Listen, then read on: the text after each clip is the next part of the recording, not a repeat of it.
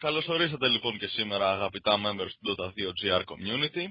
Σήμερα είμαστε στην ευχάριστη θέση να σας ανακοινώσουμε πως μαζί μας έχουμε τον Pain of Paradise και τον Death Mysterious. Δύο πολύ γνωστούς παίκτες που έχουν παίξει σε πολλά καλά leagues. Καλησπέρα Μιχαήλ. Καλησπέρα φίλοι μου στην Γιάννεα. Θέλω να σας ευχαριστήσω γενικά που μας δώσετε αυτή την ευκαιρία να δώσουμε αυτή την τυπική συνέντευξη και ας μιλήσει και ο Κώστας να πει την άποψή του. Καλησπέρα Μάκη και από μένα. Εντάξει, εγώ με τον Μιχάλη είμαστε χρόνια μαζί και παίζουμε και ήταν μια στιγμή να κάνουμε μια τέτοια συνέντευξη. Λοιπόν, πολύ ωραία. Αρχικά παιδιά θα ήθελα να σας ρωτήσω πώς ξεκινήσατε να ασχολείστε με αυτό το παιχνίδι. Με την Dota δηλαδή. Πώς ξεκινήσατε. Εγώ ήμουνα γύρω στα 11 πριν 6 χρόνια, 7 χρόνια και εκεί που πήγαινα καθημερινά σε ένα net και κοιτούσα κάτι παλικάρια να παίζουν Counter-Strike και είχα αρχίσει και εγώ να παίζω μαζί τους. Κάποια στιγμή ο ξάδερφος του κολλητού μου έπαιζε αυτό το παιχνίδι, ρε παιδί μου. Τον ρωτάω πώς το λένε, Dota μου λέει, πώς παίζεται. Έτσι, σιγά σιγά κι εγώ, σαν μικρό παιδάκι, ενθουσιάστηκα, άρχισα να παίζω. Και τώρα πια έχω αρχίσει και παίζω με την παρέα μου, ας πούμε, γιατί έχω βαρεθεί.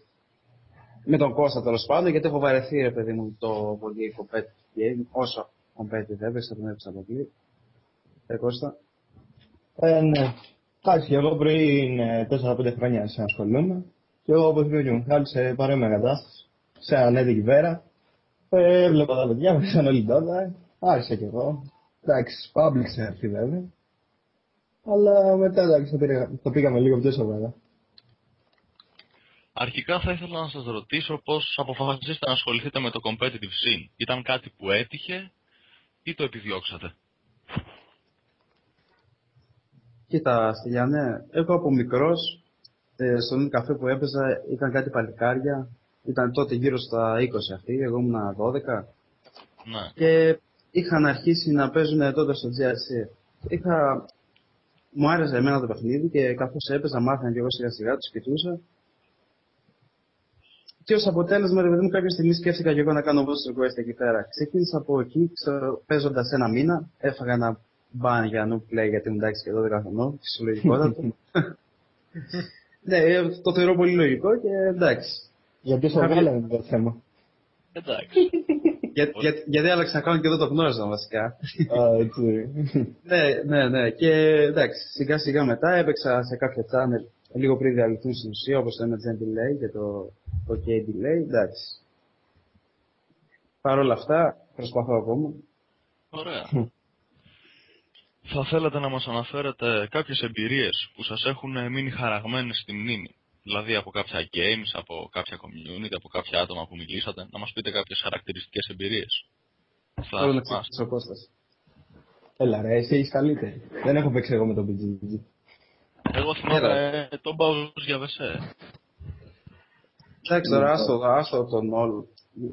Η μεγαλύτερη μου ικανοποίηση χαρά, ας πούμε, του ότι έχω πετύχει, ας πούμε, ήταν να παίξω 2 συνεχόμενα game εναντίον του Please Go Game και να το κερδίσουμε παίζοντας στο Carrier, ας πούμε, στο Game Delay πριν το Σεπτέμβριο, πριν 5-6-7 μήνες, πόσο είναι. Και μια άλλη χαρακτηριστική στιγμή που στην μνήμη μου ήταν όταν ήμουνα με τον Κώστα και άλλα 3 άτομα, πολύ public κατάσταση, παίζαμε έτσι για να γουστάρουμε. Ήταν ένα εβδομάδα, δεν θυμάμαι ποιο καν. Και λέγαμε να κατεβούμε στον όλη ήταν και πήγαμε και κοντράραμε, ναι. Το πρώτο game που παίξαμε, ας πούμε, με τους F5 ήταν πολύ διασκεδαστικό και competitive, ας πούμε, αγωνιστικό. Κώστα, αν θυμάσαι. Ναι, εντάξει. Αυτές είναι καλές στιγμές. Εντάξει, και εγώ μια παρόμοια στο KDL έχω να πω. Που παίξα μια φορά με τον Πάπη, είχε τύχει. Όχι σπουδαία πράγματα, αλλά εντάξει, είναι μια εμπειρία γι' αυτό. Και σας γάμισε και τα λοιπά και τα λοιπά, Εντάξει, τώρα αυτά δεν τα λέω. Ναι. Λοιπόν, τώρα είστε ικανοποιημένοι από το ελληνικό επίπεδο ή θεωρείτε ότι είμαστε κάπως κατώτεροι από τους παίκτες του εξωτερικού. Εντάξει, τώρα, κοίτα, οι ξένοι έχουν περισσότερες ευκαιρίες. Δηλαδή, όλα τα τα τουρνουά, ας πούμε, και τα league στεγάζονται από παίκτες του εξωτερικού. Δηλαδή και τα admins είναι παίκτες του εξωτερικού, αν εξαιρέσει 2-3 Έλληνες όπως το Φενταγγίν και το Konami. Παρ' όλα αυτά, οι Έλληνες δεν έχουν τόσο τις ευκαιρίες να παίζουν σε αυτό το ανταγωνιστικό επίπεδο. Αλλά σίγουρα υπάρχουν πολύ καλοί Έλληνες παίκτες οι οποίοι προσπαθούν, βάζουν τα δυνατά τους. Τώρα πια το έχουν παρατήσει για τους δικούς τους λόγους. Κυρίως αυτό συνέβαινε για τους παλιούς παίκτες όπως Στυλ, Φαγιόλ κτλ. Γνωρίζουμε όλοι ποιοι είναι.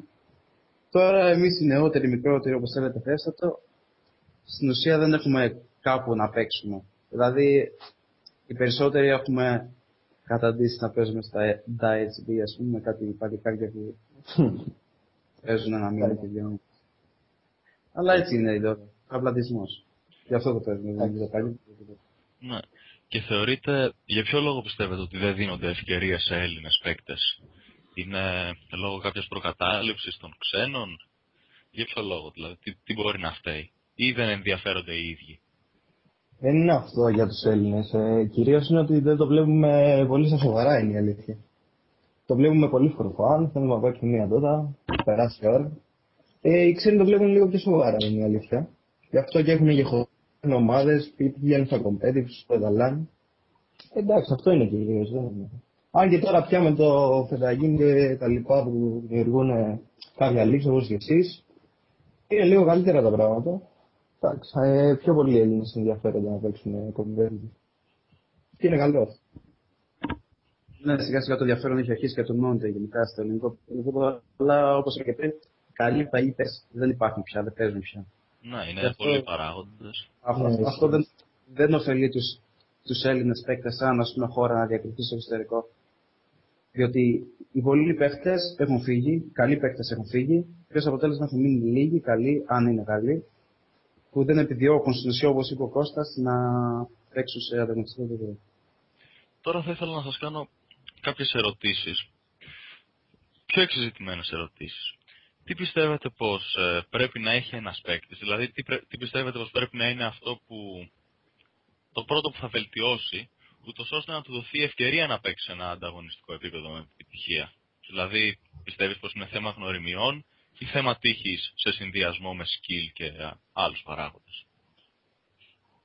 Αν έχω το λόγο, πιστεύω ότι το κύριο μέλημά μου όταν βοηθούσα ας πούμε, τους φίλους μου να παίζουν,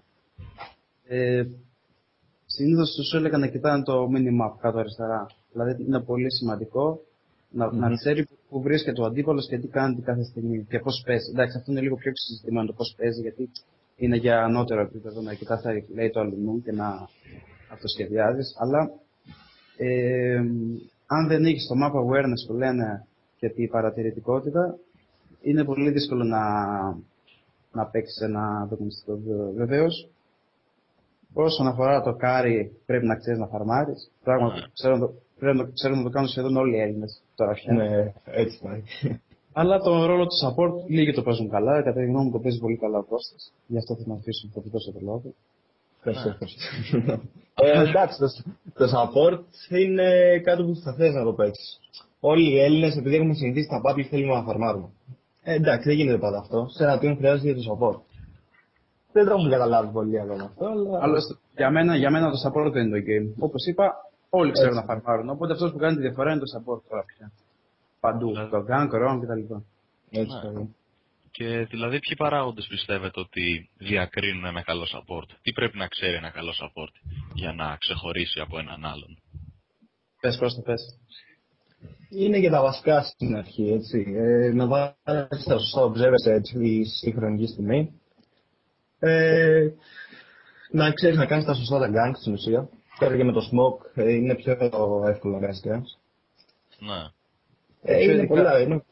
Είναι πολλά, τα μαθαίνεις παίζοντας στην ουσία. Δεν είναι κάτι που μπορείς να το πεις. Είναι εκείνη τη στιγμή που θα χρειαστεί για να κάνει ένα support. Σίγουρα. Είναι μέσω της εμπειρίας. Θα ήθελα να προσθέσω ότι επειδή γενικά πολλοί Έλληνες όταν παίζουν και σαπορτάρουν το κάρι τους εναντίον ενός αντιπάλου, win runner ή οτιδήποτε είναι στο μακρύ lane, συνηθίζουν απλά να κάνουν εκεί πέρα και να κάνουν denies ή να κάνουν δεν είναι αυτό το θέμα. Το θέμα είναι να κάνεις το pool σου, να κάνεις το δάπης σου, να κάνεις μπλα μπλα μπλα, αλλά αν δεν παρενοχλείς τον αντίπαλο, να έχει ο δικός σου το free farm, να κάνει αφουκού farm, το λεγόμενο αφουκού farm, το οποίο κάνεις deny και βαρώσει τον αντίπαλο και βρίσκεις στο ίδιο σημείο συνέχεια, μη σου πω ότι πας. Αν δεν το κάνεις αυτό, εμένα δεν θεωρείσαι καλός. Βέβαια, πας και το camp σου, κάνεις και τα λοιπά. Σχεδόν πάντα είναι 2 support, δεν είναι ένα. Δηλαδή, είναι ένας ganker, ένας support. Εκτός αν υπάρχει Furion, που και αυτός γκαγκάρει με το teleport και το. Ο Furion είναι τα πάντα, φίλε. Εντάξει, ο Furion είναι ένα παιχνίδι. Είναι τα πάντα αυτή τη στιγμή ο Furion. Ναι, η αλήθεια είναι ότι είναι αγαπημένος παίκτης. Ειδικά του Μιχάλη, πρέπει να πω. Ναι, εντάξει. Είναι ένας πολύ ωραίος ήρωας, ο οποίος το παίζει όπως θέλεις. Φαρμάρει πολύ εύκολα, σκοτώνει με το ulti πολύ εύκολα. Γιατί δεν είναι αυτό το 140 damage στο αρχικό. Είναι ότι το πετά σε άλλο lane και σου κάνει σε κάθε ήρωα μέσα στη μάχη 300 damage. Μάλιστα. Είναι πολύ σημαντικό. Και εσάς ποιος είναι ο αγαπημένος σας ρόλος, τι προτιμάτε να παίζετε σε ένα game? Για μένα, όπως είπε και ο Μιχάλης, είμαι κυρίως support ganger. Τώρα ο Μιχάλης είναι λίγο πολύ εργαλείο, είναι η αλήθεια, δεν ξέρω. Θα μας πει αυτός τι προτιμάει. Ναι, κοίτα, η αλήθεια είναι ότι δεν υπάρχει ένας ρόλος που να μην παίζω, όχι να μην ξέρω, να μην παίζω. Μου αρέσει να φαρμάρω πολύ, ειδικά με ήρωες όπως Knights, Μαγίνια και τέτοια που το βρίσκω πολύ εύκολο να φαρμάρεις. Τώρα και το solo mid μου αρέσει, γιατί τώρα πια έχω αναπτύξει ένα συγκεκριμένο skill το οποίο μπορεί να αντιμετωπίζει τους περισσότερους Έλληνες παίκτες. Τουλάχιστον τους παίκτες που έχω αντιμετωπίσει μέχρι τώρα, δεν ξέρω για τους καινούριους καινούριους. Και επίσης το support το θεωρώ πολύ σημαντικό ρόλο, δηλαδή όταν βρίσκω καλύτερο farmer πάντα παίζω support. Παίζω εγώ με τον Κώστα ή ένα φίλο μας στο Σταύρο το Φαντέριο, που είναι και αυτός πολύ αξιότιμος παίκτης. Τώρα θα ήθελα να σας ρωτήσω, τι κέρδος μπορεί να έχει ένας παίκτης ο οποίος θέλει να ασχοληθεί, ας πούμε, επαγγελματικά σε υψηλό επίπεδο? Δηλαδή, τι θα κερδίσει από όλη αυτή την ιστορία? Για το κέρδος μιλάς? Ναι. Δεν εννοώ χρηματικό. Πέρα από χρηματικό. Ναι, όχι για επαφή. Κοίτα. Είναι μόνο η αναγνώριση, ας πούμε, στη χώρα του. Τώρα, αν παίξει σε ανταγωνιστικό επίπεδο στο εξωτερικό, θα το γνωρίσουν και κάποιοι ξένοι παίκτες σίγουρα. Δεν νομίζω να τον ωφελήσει ιδιαίτερα, μια και ποτέ δεν θα του γνωρίζει. Απλά θα μπαίνει, θα χάνει τις ώρες ζωής του σε υπολογιστή και πολύ απλά θα του λένε ένα γεια, αν το λένε. Ναι. Τώρα, στην Ελλάδα φυσικά βεβαίως θα κερδίσει τη διάκριση, θα γίνει πιο γνωστός όπως πολλοί παίκτες αυτή τη στιγμή. Όπως, να σου θέσω ένα παράδειγμα, εντάξει, τώρα τι να σου λέω για το Reaper, δεν σου λέω για το Reaper. Να σου πω για το Spider, ο οποίος είναι πολύ αξιότιμος παίκτης τώρα πια. Και πραγματικά το γνωρίζουν πολύ. Και μικρός είναι. Σαν και σένα. Για το γυαλιάκο μιλάω, για το μικρό μιλάω. Ναι. Αυτό είναι. Μάλιστα, γιατί διαβάζουμε, ξέρω εγώ, σε πολλά φόρουμ στο ίντερνετ από εδώ από εκεί ότι οι παίκτες, για παράδειγμα, στην Ιαπωνία αμείβονται με υπέρογκα ποσά, θα μπορούσε να πει κανείς, μόνο και μόνο επειδή ασχολούνται με ένα game. Δηλαδή, ποια είναι η άποψή σας γι' αυτό? Θεωρείτε ότι είναι χαμένα λεφτά ή αυτοί οι άνθρωποι αξίζουν τις αμοιβές τους? Κοίτα, σίγουρα δεν πρέπει να το πεις. Δεν θα το πεις με σιγουριά βασικά αυτό. Γιατί είναι διαφορετικά όπως σκεφτόμαστε εδώ στην Ελλάδα και όπως σκέφτονται εκεί. Κάποιος Έλληνας μπορεί να πει ότι είναι χαμένα λεφτά. Κάποιος από το εξωτερικό μπορεί να σου πει κάτι άλλο. Δεν είναι κάτι συγκεκριμένο. Εγώ πιστεύω ότι πρέπει να έρθει στην Ελλάδα κάτι τέτοιο, να το πάμε λίγο πιο competitive, χορηγούς. Σίγουρα εξαρτάται από ποιος το πληρώνει. Δηλαδή τώρα, νομίζω είχα διαβάσει, επειδή έχω να ασχοληθώ ένα πεντάμινο από το Σεπτέμβριο που ξεκινάω με την τελική φέτος. Είχα διαβάσει νομίζω ότι κάτι με ένας πρίγκιπας της Ιαπωνίας πήγε να αγοράσει τη Valve, κάτι τέτοιο, δεν θυμάμαι ακριβώς. Τώρα αυτό δεν είναι πεταμένα λεφτά, αυτό είναι σαν να πετάει λιόσκορο στο πάτο μας. Τώρα, αν μια ελληνική εταιρεία όπως η Disembise αποφασίσει να το κάνει αυτό, σίγουρα για να δώσει αυτό το ποσό θα πρέπει να αξίζει ο παίκτης. Αν και δεν νομίζω η νοοτροπία της Ελλάδας να το πάρει κάτι τέτοιο, μόνο ένα sponsor στον καφέ να παίζει δωρεάν, άντε και μισή τιμή κάνα καφέ, τίποτα τέτοιο. Μάλιστα. Δηλαδή εσείς τι πιστεύετε πως πρέπει όμως να γίνει για να ανέβει το ελληνικό επίπεδο? Κοίτα, επειδή τώρα πια στο Dota είναι λίγο δύσκολο να ανέβει, γιατί βγαίνει το Dota 2, το οποίο παρέχει ό,τι έχει Dota και άλλα πολλά, Και επειδή δεν έχω παίξει ακόμα Dota 2, θα σου πει ο Κώστας. Dota 2, για το πώς ένας Έλληνας μπορεί να γίνει πιο competitive. Δύσκολο είναι αυτό και πάλι. Είναι αυτό που είπα και πριν, ότι πρέπει να βρούμε χορηγούς, πρέπει να το πάμε πιο σοβαρά. Δεν γίνεται. Είμαστε πολύ πίσω στο επίπεδο για αυτόν τον λόγο, ότι δεν το παίρνουμε καθόλου σοβαρά. Άρα για ένα Έλληνα είναι λίγο δύσκολο. Άρα πιστεύετε δηλαδή πως είναι πρόβλημα του player base και όχι των staffs, να πούμε έτσι. Ναι, κάπως έτσι πάω. Μάλιστα. Και τώρα θα ήθελα να σας ρωτήσω. Από ποια άτομα αποτελείται το team σας? Κοίτα, να σου πω. Καταρχάς, ρε Κώστα, σε ποιο τουρνά είχαμε κατέβει κατά το Σεπτέμβρη? Το Σεπτέμβρη. Dota 2 ήταν. Πού ήτανε? Νόλ δεν ήταν, ξέρω εγώ. Α, ναι, και Σνόλ, ναι. Τότε απαρτιζόμασταν από τον Κώστα, τον Χαντέριο, τον Διονύση.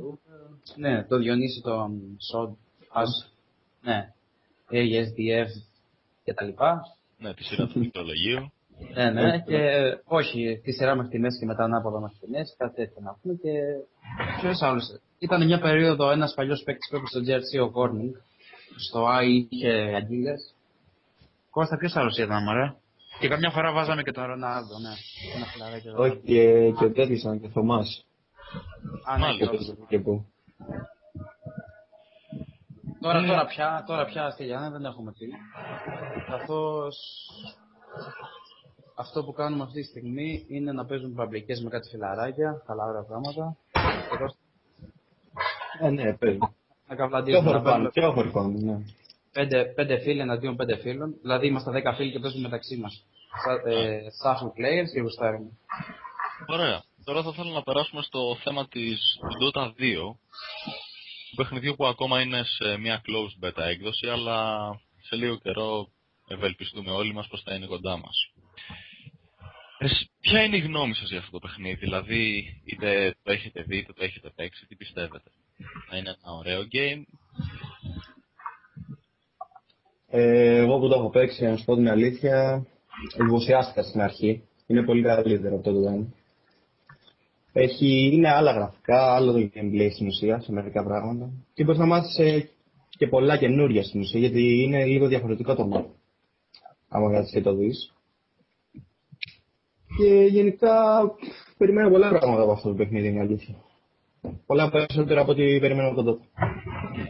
Κοίτα, εγώ δυσκολεύομαι να σου απαντήσω. Αν θυμάμαι καλά, έχει βγει μια ανακοίνωση ότι παρέχει την Dota και πολλά άλλα τα οποία δεν μπορεί να τα προσφέρει πια η Blizzard, το Warcraft, τα γραφικά. Γενικά πολλά διάφορα. Δεν το έχω παίξει το game, γιατί εκείνο το τουρνά που έχει γίνει κατά το Σεπτέμβριο με το 1 million. Εντάξει, ήταν ωραίο το map, ωραίο να βλέπεις τους παίκτες να παίζουν. Όλους συγκεντρωμένους σε ένα τουρνά, τους καλύτερους του κόσμου. Από εκεί και πέρα, η μόνη μου εντύπωση, εμπειρία που έχω από την Dota 2 είναι αυτό το τουρνά. Δηλαδή αυτή τη στιγμή το τουρνά που διεξάγεται δεν το βλέπω καν λόγω διαβασμάτων στην υποχρεώσεων. Ναι, λογικό. Εσύ Κώστα είσαι κάτοχος ενός Dota 2 μπετακί? Ναι, παίζω εδώ και κανένα δίμηνο. Αλλά κοίτα ρε, το θέμα είναι ότι άμα δεν γίνει open beta και δεν πάρουν όλοι, όσο να είναι, η Dota είναι για να παίζει με φίλους. Αφού δεν έχουν πολλοί, ακόμα δεν πολύ παίζουν, η αλήθεια. Παίζω σπάνια. Μάλιστα. Θέλω να πάρεις μια ερώτηση στα παιδιά. Ναι, φυσικά. Βεβαίως, Γιάννη. Πολλοί λένε ότι έχουν δημιουργήσει την Dota 2 μέσω Valve, προκειμένου να μην υπάρχουν τα hack που υπήρχαν στην Blizzard. Πιστεύετε πως αυτό μπορεί να βοηθήσει στο να ανέβει το skill των παικτών εκεί μέσα, δίχως τη χρησιμοποίηση ενός hack ή απλά ενός cheat? Στα public games σίγουρα. Γιατί έχει γίνει τώρα πια το map πολύ γνωστό στην τότε. Και όσο να είναι, άμα θες να περάσεις την ώρα στο public, πιο πολύ νευριάζεις με τους άλλους που είναι map παρά το ευχαριστιέσαι. Άρα στο public επίπεδο ναι. Στο private εντάξει, τα hack δεν είχαν θέση εκεί, άρα θα είναι το ίδιο. Μάλιστα. Να σου απαντήσω κι εγώ, επειδή πριν 4 χρόνια, 5 πόσο ήτανε, είχα, ας πούμε, χρησιμοποιούσα αυτό το Mapcraft σε μερικά games. Καμιά φορά έτσι όταν έπαιζα, όταν πρώτα μάθαινα. Ποτέ σε League, πάντα στο public. Ήταν μια διαφορετική εμπειρία, δηλαδή, ναι μεν ξέρεις τι κάνει ο άλλος και είσαι invisible, είσαι ανίκητος, αν γνωρίζει να παίζεις, αλλά μαθαίνεις κάποια πράγματα, δηλαδή αυτή την εντύπωση έχω ότι λίγο το map awareness. ναι, γενικότερα βλέπεις την κινητικότητα των αντιπάλων, δηλαδή ξέρεις πώς θα δράσουν. Μαθαίνεις σιγά σιγά έτσι κιόλας, αλλά σίγουρα δεν προτείνω το map, δηλαδή πολύ περισσότερα μαθαίνεις, θα βάλεις στο μυαλό σου να σκέφτεσαι παρά να κοιτάς. Τώρα θα ήθελα να σας κάνω μια ερώτηση όσον αφορά το μέλλον σας. Σκέφτεστε να ασχοληθείτε με το competitive scene στο Dota 2 ή δεν ενδιαφέρεστε? Ή σε άλλο game, οτιδήποτε? Κωστάκο, ενδιαφέρεσαι να παίξεις? Εγώ ενδιαφέρομαι. Στο έχω πει και εσένα κιόλας. Όταν με το καλό πάρεις να δούμε τι θα γίνει. Το έχω πει και στο Σότ, θα Διονύση και στο Βαντέριο του Σταύρο. Θα δούμε τι θα γίνει.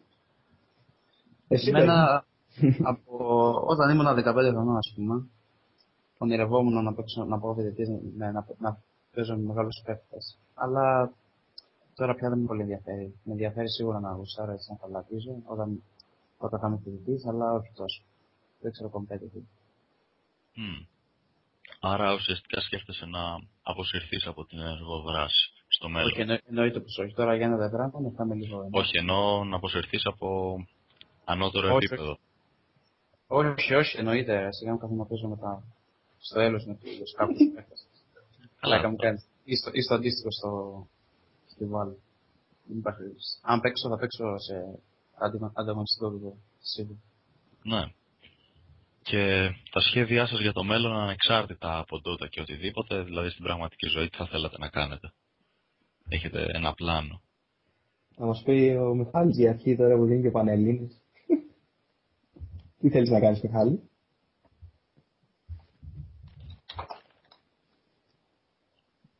Δεν μας λέει ο Μιχάλης.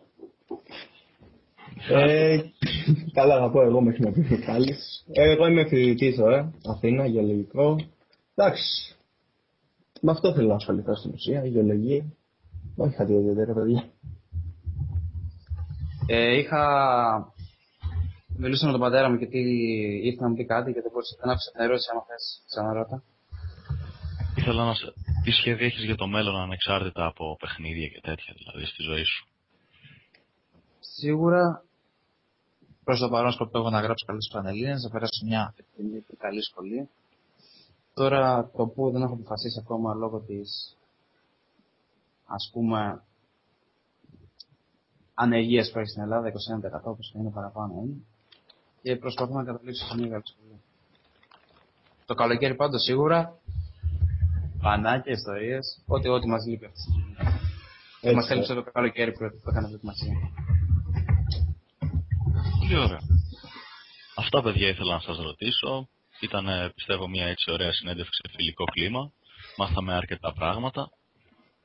Δεν ξέρω. Πώς σας φάνηκε? Βεβαίως, ήταν μια πολύ ενδιαφέρουσα συζήτηση. Ναι, συζήτηση. Ναι, συζήτηση στην ουσία. Και Ναι, εγώ θα ήθελα να σε ευχαριστήσω εκ μέρους μου που μου έδωσε την ευκαιρία. Εντάξει, σε γνωρίζω και κάποιο καιρό. Σε έχω γνωρίσει από κοντά και πιστεύω ότι είσαι πολύ ενδιαφέρον άτομο και γενικότερα θα ήθελα να συζητήσω. Ευχαριστώ. Κανένα πρόβλημα. Και μην ξεχνάτε, επισκεφτείτε το dota2gr.com. Βεβαίως. Εντάξει. Ευχαριστούμε. Εντάξει. Ευχαριστώ, παιδιά. Καλό βράδυ. Τα λέγαμε, φίλε. Καληνύχτα. Καληνύχτα.